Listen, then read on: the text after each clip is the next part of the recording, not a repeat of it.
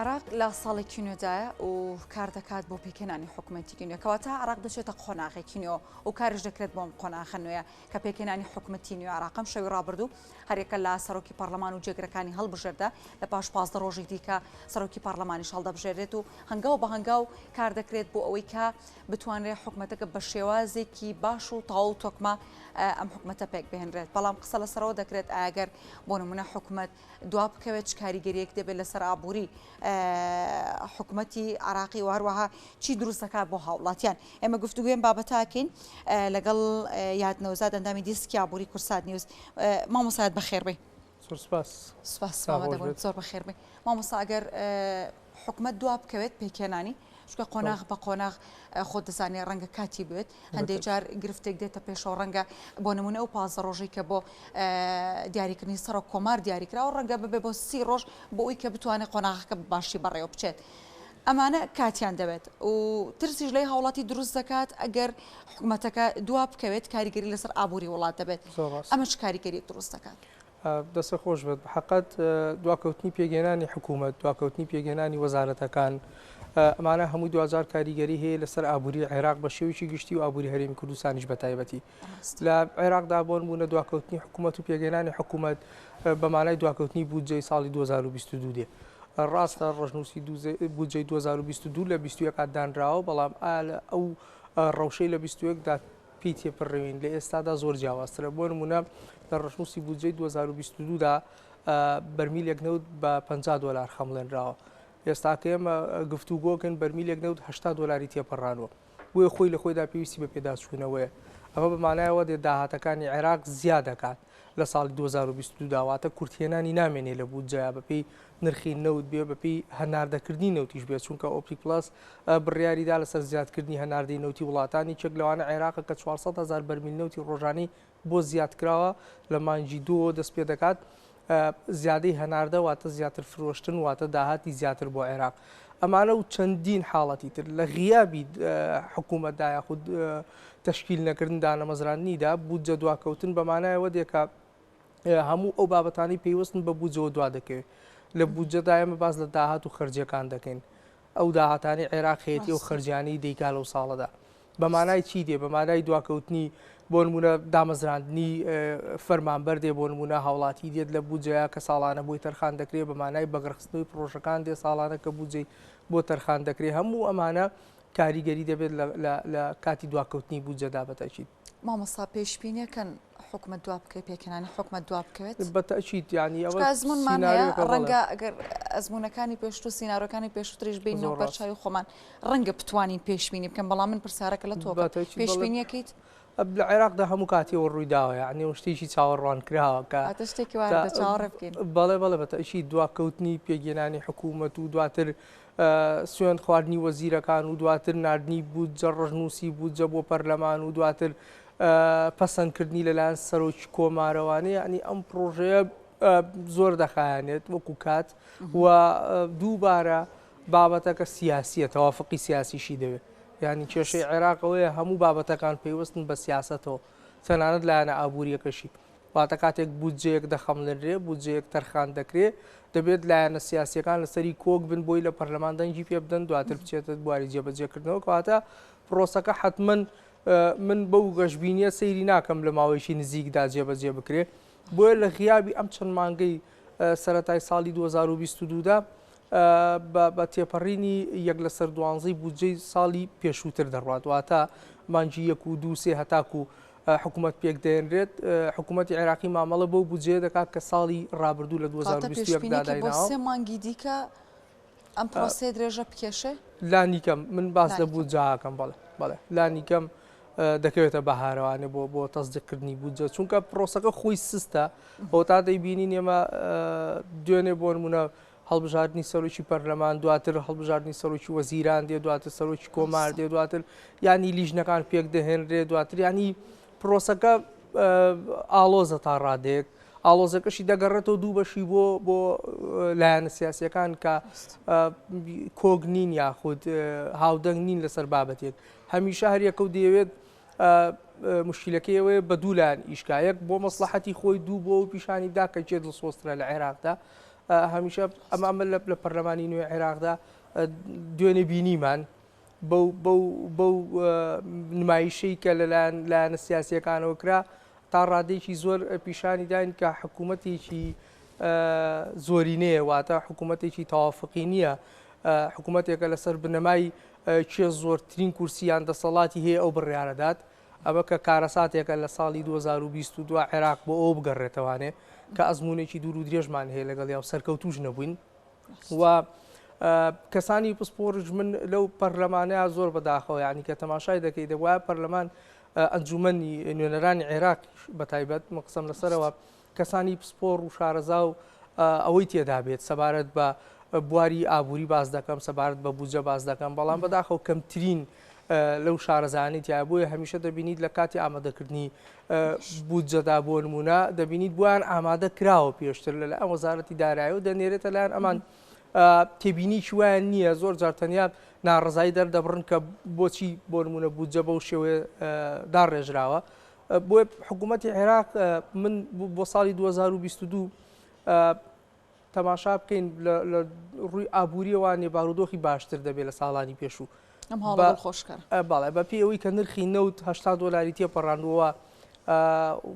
ئاماژەکان بۆ ئەوەی ساڵی 2022 نرخی بەرمیلێکردنەوە نێتە خوار 75 واتە لەسەر $75 بمێنێتەوە کە ئەمە هەواڵێکی زۆر خۆشە بۆ وڵاتانی هەناردەکاری نەوت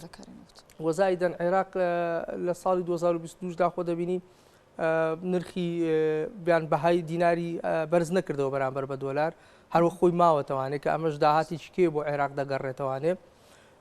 و ئەمانە وای کردووە بۆ هەرێمیش تا ئێستا لە ساڵی 2021 تا ئێستا هیچ پابندیەکی دارایی نەناردووە تەنیا بە شێوەی پێشینە سولفەیەک ماگانە 200 ملیاری ناردووە کە زۆر زار دەبینی دواکەوێت دە ڕۆژ 15 ڕۆژ دوا دەکەوێت یعنی قورساییەک لەسەر شانی حکوومەتی عێراقی نییە لە ئێستادا بۆیە پێکهێنانی ئەم حکوومەتی ئێستا بەو ئاڕاستەیە ئاڵۆسترا لەم ڕۆژانە ڕابردووە مامۆستایەت راپۆرتی کرد خۆمان راپۆرتی خۆمان بوو باسیەوە کرد کە قەرزەکانی شەڕی 8 ساڵی نێوان عێراقیێرانیش ئەمە تاوا بوو ئەمەش کولفێکی دیکە دەگەڕێنێتەوە بۆ خەزانەی حکوومەتی عێراقی ئەو قەرزانی بەڵێ سەر عێراق کەمی کردووە بە ئەندازەی ئەخیر قەرزکە کۆتایی پێهاتوو داگیرکردنی کوێت بوو ساڵی 91 پابندی ئەوەشی لەسەر نەماوە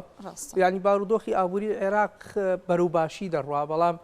گرفتەکە ئەوەیە ئایا ئەو لایەنانی کە عێراق یاخود ئێستا و لایەنانی براوی هەڵبژاردن عێراق بەڕێوە دەبن چۆن مامەڵی لەگەڵ دەکەن ینی کارەساتەکە لێرەدایە زۆر کات مامۆستایەت چاودێرانی ئابووری باسیەوە کە نەڵێن هەتا گەندەڵی لە عێراقا هەبێت دۆخەکە باش نابێت تۆش هەمان شتەڵی ئەو گەندەڵی کە ئێستا ئەکرێت پێت وایە ئەو پێشبینێ باشێک ئێستا تۆ کردت تێکی بدا؟ بەتەکید ئێمە کێشەمان لە عێراقدا ئەتوانم بڵێم لە بەڕێوەبردندا هەیە کێشەمان لەسەر چاو سامانی سروشتیدا نییە ینی ئەو سامانی عێراقێتی ئەو داهاتی عێراقێتی چەند وڵاتێکی پێ بەخێو دەکرێت ئەگەر قیادە سەرکردایەتیەکی باشی هەبێ بەڵام کێشەمان لە عێراقەوەیە کە لانی بەڕێوەبردن و جێبەجێکار لاوازە یاخود گەندەڵە بە هەر ناوێک ناوی دەبێت بە هەدەردانی تێدا ژینا بودجەی ساڵێکی وڵاتێکی وەکو سووریا یاخود وەکو لوبنان بۆ نمونە ئەگەر تەماشا بکەین لە ساڵێکدا ناگاتە $10 ملیار عێراق لە مانجێکا بای $7 ملیار نەوت دەفرۆشێ بودجەی عێراق ئەم ساڵ پێشبینی دەکرێت بۆ 2022 بگاتە نزیک 80 بۆ 90 ملیار یعنی هەشت هێندەی ئەو وڵاتانەی کە باسم کردووە ئەگەر ئەمە بە شێوەیەکی زانستیانە ئابوووریانە مامەڵی لەگەڵ بکرێت نە قەیرانی ئابووری نامێنێ بەڵکو هەلیکاری زۆر دەڕخسێنێ خەڵکیی زۆر دەخرێتە سەرکاریانی عێراق دەبوژێنێتەوە بەڵام دووبارەی دەکەماوانە گرفتەکە لە عێراقەوەیە تەماشاکەین هەر دوێنێ لە پەرلەمان بۆمان دەرکە و شەڕەکە لەسەر چییە دووبارە لەسەر دابەشکردنی و چێکەیە کە خراوەتەوە بەردەستیان ئەگەر عێراق بۆ نمونە ئێستا بەراوردکەین بە 3 ساڵەمە و پێش بە 2 ساڵەمە و پێش کە نرخی نەوت زۆر دابەزی کە کورتێنانی بودجەی هەبوو کە نەوت هاتە خوار $20 شەوانێت دەبینیت کەس خۆی ناگا بە ساحێبی لە کاتی قەیران و لە کاتی گرفتەکانە بەڵام ئێستا لەبەرەوەی نەوت پار دەکا و بودجەیەکی باشی لە بەردەستایە دەبینین باس لە کڕین و فرۆشتنی پۆستەکانیش دەکرێت تا چەند ڕاستەیان دەنگۆیە لە عێراقدا ئەم ئاماژانە پێمان دەڵێت بارودۆخی عێراق هەتاکو ئەم عقلیەتە بی با بڕێەوە لە ڕووی ئابووریەوە باش نابێت باشە مامۆستایەت دووەکەوتنی حکوومەت چ کاریگەرێک لەسەر خودی پرۆژاسای بودجەکە دروستەکات وەکو خۆی جێبەجێ دەکرێت ئەگەر بۆ نمونە دوا بکەوێت بۆ ئێمە کە ئەڵین بودجە داهات و خەرجی وڵاتەکەیە داهاتی 12 مانگ لەگەڵ خەرجی بەڵام پلانێک هەیە بۆ جێبەجێکردنی بەڵام کێشەکەەوەی کە تۆ بودجەدانیڵی منەم ساڵ بۆ نمونە 80 میلیارد دلار داهاتی عێراقە خەرجی دەکەین بەسەرم سێکتەرانەیە بەسەر وەزارەتەکانە بەسەر پرۆژەکانە بەسەر هەموو پێداویستەکانی عێراق بە موچە شەوانێ بەڵام کاتێک تۆ 3 مانگ 4 مانگێک تێدەپەڕێ و ئێشتا بودجە تەزدیق نەکراوە ئێشتا بودجە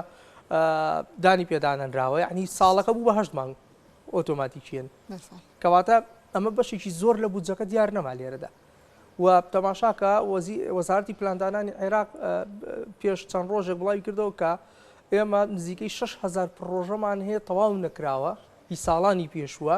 بۆیە لە بودجەی 2022دا ناتوانین هیچ بودجەیەک تەرخانکەین بۆ پرۆژەی نوێ یعنی ئەمەش خۆی لە خۆیدا زەنجێکی مەترسیدارە کە پێمان دەڵێ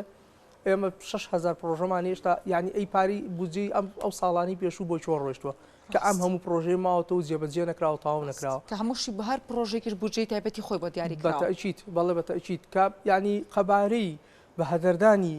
پارە لە عێراق و بردنە دەرەوەی پارە و سپیکردنەوەی پارە لە عێراق ڕقمێکی زۆر گەورەیە بەڕێزان ینی ساڵانە چەندین میلیارد دلارە کە ئەمە کارە ساتە و وڵاتانی دراوسێ بە تایبەت ئاسانکاری و هەروەها وڵاتانی پێشکەوتوش ئاسانکاری بۆم پرۆسێ دەکەن یعنی دۆلارێکی زۆر لە عێراق دەچێتە دەرەوانێ و بەبێ لێپرسینەوە ئەمە وای کردووە گەندەڵی بە جۆرێک بێ لە عێراقدا کە لە ساڵی 2023 تاکو ێستا باز لەوە کرێت زیاتر لە 300 میلیارد دلار دیار نەماوە لە بودجێ عێراقدا کە ئەمە بودجێکی زۆرە و بۆ ئەم ساڵیش بۆ 2022 ئایا پلانەکە چیە تا ئێستا ڕوون نییە ئایا کار بە پرۆژەکانی 2021 دەکرێت یاخود پرۆژەی نوێ جێبەجێ دەکرێت لە عێراقدا کە حتمما لە هەموو ئەم گفتوگوانەی ئەمە قسەمان لەسەر کرد بۆ ساڵی بۆ هەرێمی کوردستانیش بە هەمان شێوە یعنی هەرێمی کوردستانیش بەداخەوەکەمزانم تا چەند کاریگەری لەسەر هەرێمی کوردستان دەبێت ئێمە کە خاوەنی داهاتی خۆمانین کە ڕەنگە حکوومەت ئەگەر دەردی کوردەواری لە تۆزە دەست بگرێتەوە بتوانێت موچەکە ببێ لێ بڕین دابەش بکات زۆر ڕاستە بۆ هەرێمی کوردستانیش بڵێ بچووکراوەیشی عێراق بۆ نموناتوانین باسیکەین بەمانای چی بەمانایەوەی کە لە هەرێمی کوردستانیش نەوت دەفرۆشێ هاوشێوەی عێراق نرخی نەوت بۆ هەرێمی کوردستانیش بەرز بۆتەوە هاوشێوەی عێراق واتە کێشەی موچە یاخود داهات لە هەرێمی کوردستانیش کەمتر ئەبێ ببێتەوە بەپێی ئەو گۆڕانکاری ئابوووریانەی کە ڕوو دەدات و ڕێکەوتنی هەرێم و بەغدا زۆر گرنگە لەم کۆناغەدا لەسەر بنەمای چی لەسەر بنەمای ئەو ڕێڕەوە ئابووری کە عێراق هەڵێبژێرێت چۆن مامەڵە لەگەڵ هەرێم بکە ئەبێت سەرکردایەتی کورد لە ئێستادا زۆر ژیرانەتر مامەڵە بکە لەگەڵ حکوومەتی عێراق بۆی کە لە ئێستادا هەلێکی زێڕینەوەیە کە پێکێنانی حکوومەتی عێراقی پێویستی بە کووردە پێویستی بە دەنجی کووردە پێویستی بە کورسیەکانی کووردە بۆیە لێرەدا کووردە بێت زۆر بە زیرەکی مامەڵە لەگەڵەوەدا بکە بزانێت چۆن خۆی لە بودجێ عێراقدا جێ دەکاتەوە چۆن مستحقات واتە ئەو حەقی کە لای عێراقە بۆ نمونە لە پێداویستیەکانی هەرێمی کوردستان کە چەندین ساڵە بە بیانووی جیاواز بڕاوە ئێمە چەندین ساڵە چەندین هەزار ئاوارە لە هەرێمی کوردستان دەژین ئەمانە پێداویستی و خزمەتگوزاریان لەسەر هەرێمی کوردستان بووە هەرێمی کوردستان تا ڕادەیەکی زۆر کارەبا دابین کردو بۆ مووسڵ و بۆ ناوچەکانی تری عێراق یعنی زۆر بابەت هەیە کە هەرێمی کوردستان وابەستەیە لەگەڵ عێراقدا بۆیە دەبێت لە بودجەیت بۆ بابەتی گەندەڵەکان هەر یەکێک لە میوانەکانی خۆمان لە گەشتیابووری باسی کردوتی ئەو گەندەڵی کاکرێ ئەو پارە بە فیڕۆدانی کاکرێ ڕەنگە بەشێکی زۆری بەشی هاوڵاتیانی هەرێمی کوردستان بێ کاتێکە لەوێ بە فیڕۆ ئەدرێ لێرەش گرفت بۆ هاوڵاتیانی ئەمە دروستەکە هەوڵێکی دەستەی نەزاهە هەیە بۆ بنبڕکردنی گەندەڵ یاخود بۆ کەمکردنەوەی تۆ چێڵی سەبارەت بم بابەتە پێت وایە ئەمە بابەتێکی دڵخۆشکەر بێ بتوانێت هیچ نا ئەگەر بۆ نمونە بنبڕیشی نەکا سنوورێکی بۆ دابنێ بەتەشیت دەستەی نەزاها ینی ئەو کێشەی لە وڵاتە داوەیە لێپرسینەوە لەگەڵ کێ دەکات چێ خاوەن بڕیارە یاخود ئەوانەی کە لەسەری سەرەوەن گرنگە لێپرسینەوە لێبکریان سنوور بۆ داهاتەکانیان دابرێ ئەجیناب ئەوەی کە باز دەکرێت تا ئێستا نیتوانێت و کاریگەریی وا دروست بکات لە عێراقدا ینی بودجێک بگەڕێنێتەوە یان داهاتێک بگەڕێنێتەوە بۆ خەزێنەی دەوڵەت کە دڵخۆشکەر بێت ژمارەکە چەندین ساڵە من ئەوەندەی گوێم لێ باز لەوە دەکرێت پارێکی زۆر لە وڵاتان هەیە دەستی بەسەرا گیراوە هی عێراق و دەیگەڕێتەوە بەڵام تا ئێستا هیچ بابەتێک لەوانە نەچۆتە بواری جێبەجێکردن یاخود نەجێڕاو نەتەوانێ بڵێ مامۆستا گیانمان دوم کردی زۆر بەخێربێ سپاس بەسانیارەکانت کە هەمیشە هاوکارمانی زۆر سپاس بۆ یادنەوتات ئەندامی دیسکی ئابووری کورسان نیوز کە ڕاستەخۆ لێرە لەگەڵێم بۆ قسەمان کرد سەبارەت بە کاریگەری دواکەوتنی حکومەت و کاریگەری لەسەر بودجە.